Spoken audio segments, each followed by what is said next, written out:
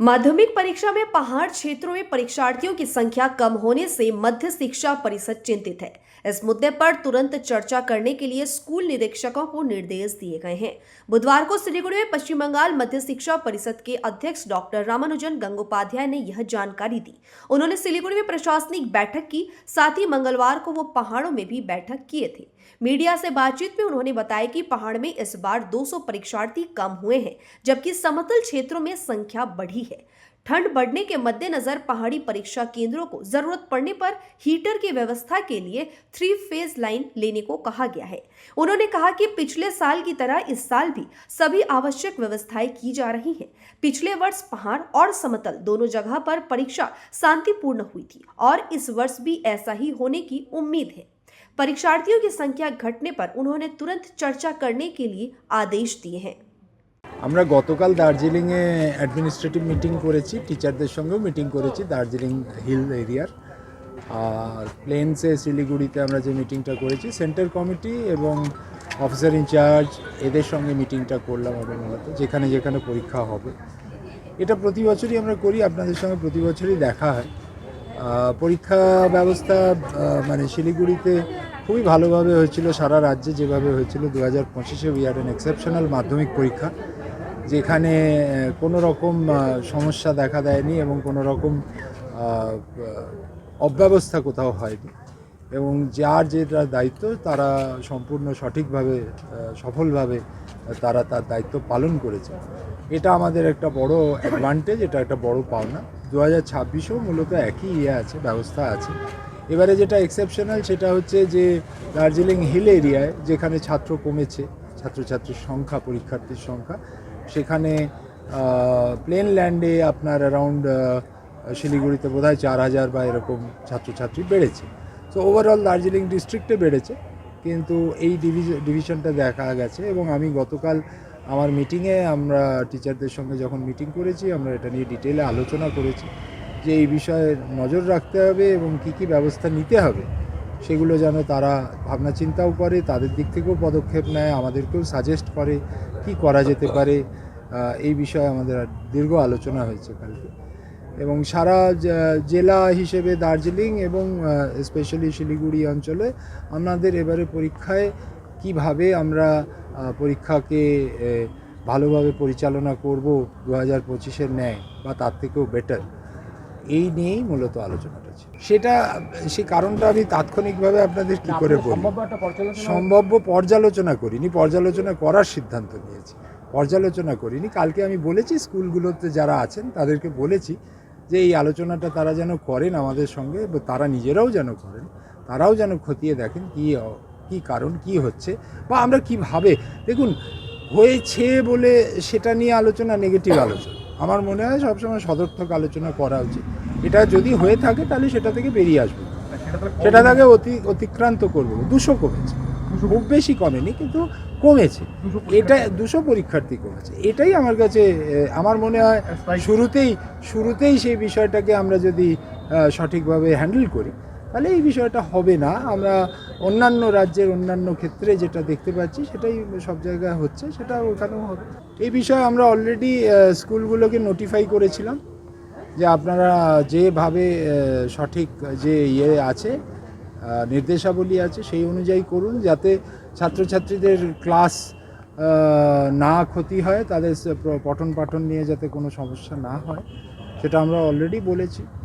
এবং আমরা পরবর্তীকালে ডিআই সাহেবদের একটা রিপোর্ট চেয়েছি যে তার জুরিসডিকশনে যে স্কুলগুলো আছে সেগুলো সামেটিভ পরীক্ষা কখন নিয়েছে তার রিপোর্ট আমাদেরকে দিতে, যাতে আমরা জানতে পারবো যে কারা কোন স্কুলগুলো সামেটিভ পরীক্ষা নিয়ম নির্দেশাবলী না মেনে ক্লাস ব্যাহত করে আগে নিয়েছে।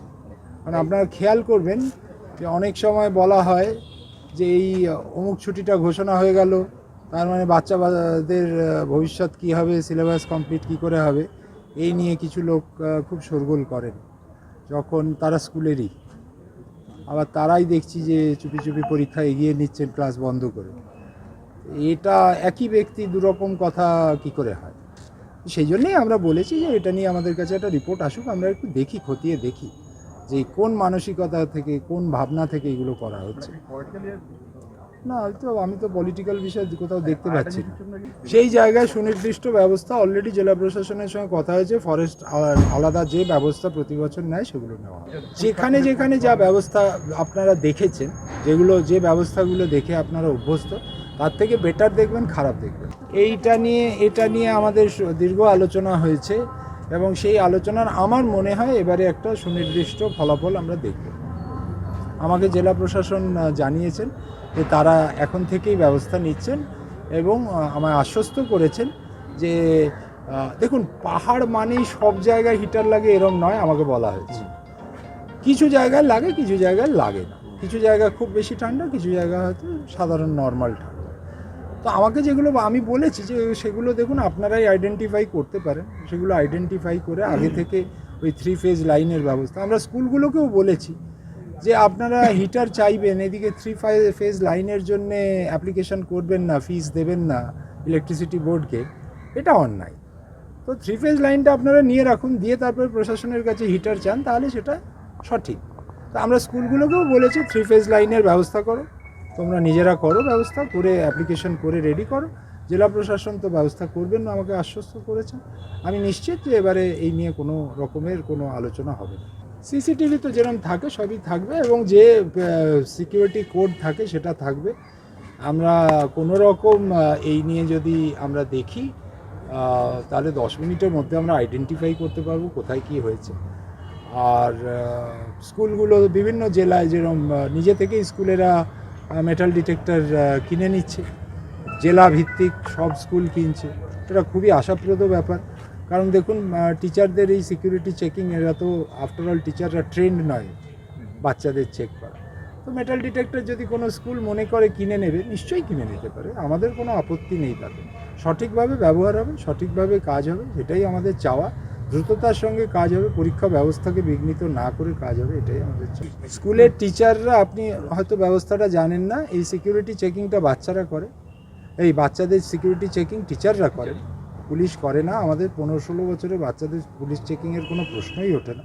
পুলিশ থাকে ডিসিপ্লিনের জন্য, সেন্টারের মধ্যে থাকে তারা, ভেন্যুর মধ্যে থাকে তারা, বেসিক্যালি ডিসিপ্লিনের জন্য। কোনো অ্যাডাল্ট যদি ঢোকে, অথরাইজড অ্যাডাল্ট যদি ঢোকে, তাদের ফ্রিস্কিং করা পুলিশের কাজ। তার বাইরে কোনো বাচ্চাদের ফ্রিস্কিংয়ের কোনো প্রশ্নই নেই। চেক যেটা টিচাররা করে তারাই করবেন। যদি কোনো স্কুল মেটাল ডিটেক্টর কিনে নেয় তাহলে সেটা সেই টিচাররাই ব্যবহার করবে। পদক্ষেপ কিছু নয়, যেটা 9:30 থেকে মেডিকেলের যারা থাকেন 2 জন করে প্রতিনিধি স্কুলগুলোতে প্রতিটা পরীক্ষা কেন্দ্রে সেরকমই থাকে। অ্যাম্বুলেন্সেরও ব্যবস্থা থাকে এবং আমরা যেটা বলেছি যে যার সঙ্গে যোগাযোগ করতে হবে, সেটা পুলিশ হোক, হেলথ হোক, অ্যাম্বুলেন্স হোক, দমকল হোক, ইলেকট্রিসিটি হোক, এই ম্যাপিং ট্যাগিংয়ের ডেটাটা যেন শেয়ার করা থাকে স্কুলগুলোর কাছে। তথ্য থাকে যে ইলেকট্রিসিটি হলে কাকে ফোন করতে হবে, হসপিটাল হলে কাকে করতে হবে, সেই তথ্যগুলো যেন আগে থেকে দেওয়া থাকে ডিআই সাহেবের মাধ্যমে। তাহলে আমাদের স্কুলগুলো প্রস্তুত থাকবে, যদি কোনো সমস্যা দেখা দেয় তাহলে সরাসরি তারা তাড়াতাড়ি কোনো অব্যবস্থা না ঘটিয়েই জিনিসটাকে পরিচালনা করবে। না, এরকম কোনো আমরা এলিক্সাম অ্যাপ নিয়ে কাজ করি, তো ইন্টারনেট বন্ধ করলে তো আমার এলিক্সাম অ্যাপই কাজ করবে। আমরা তো স্কুলের কাছে দেওয়া আছে, আমাদের এভিএস আছেন যিনি আমাদের প্রতিনিধি, পুরো স্কুলের পরীক্ষা ব্যবস্থার উপরে আমরা নজর রাখি এলিক্সাম অ্যাপের মাধ্যমে। So it's a internet based app. আমাদের ইন্টারনেট নিয়ে কোনো সমস্যা নেই, আমাদের আসলে ইন্টেনশন নিয়ে সমস্যা।